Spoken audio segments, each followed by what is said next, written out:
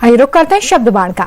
प्रधानमंत्री नरेंद्र मोदी ने लालू राज का जिक्र करते हुए कहा कि पहले बिहार में शिक्षा व्यवस्था तबाह थी, ना स्कूल खोलते थे, ना बच्चे आते थे, बच्चों को बिहार छोड़कर जाना पड़ा। यहीं से पलायन की असली शुरुआत हुई। जिस पेड़ की जड़ों में कीड़ा लग जाता है उसे फिर खड़ा करने में बहुत मेहनत लगती है। आरजेडी के राज में बिहार में वही कीड़े लग गए थे। नीतीश जी के साथ मिलकर हम बिहार को फिर से पटरी पर लाए हैं। 2-2.5 दशक पहले बिहार में शिक्षा व्यवस्था किस तरह तबाह थी। ईमानदारी से न स्कूल खुलते थे, न भर्तियां होती थी।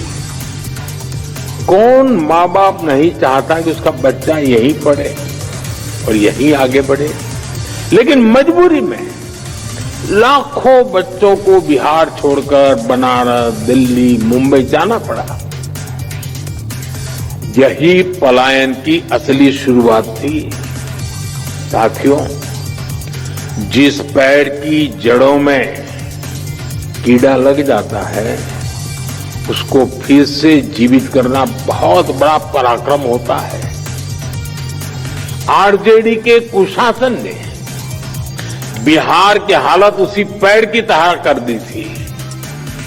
सौभाग्य से बिहार के लोगों ने नीतीश जी को सरकार का दायित्व सौंपा और हम भी सभी साक्षी हैं कि कैसे एनडीए की पूरी टीम मिलकर बिगड़ी हुई व्यवस्थाओं को फिर पटरी पर लाई।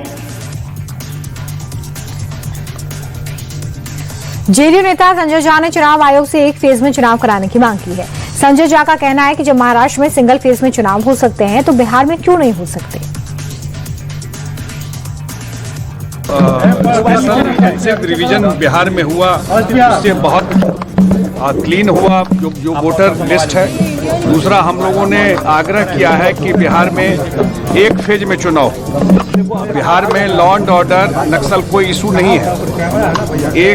दूसरा, हम लोगों ने ये आग्रह किया इलेक्शन कमीशन को कि सब जगह बूथ पर पैरामिलिट्री फोर्स रहे, जो गरीब गुरबा को वोट देने में कोई दिक्कत नहीं हो। यही सब आग्रह जो 2-3 इम्पोर्टेंट चीज था।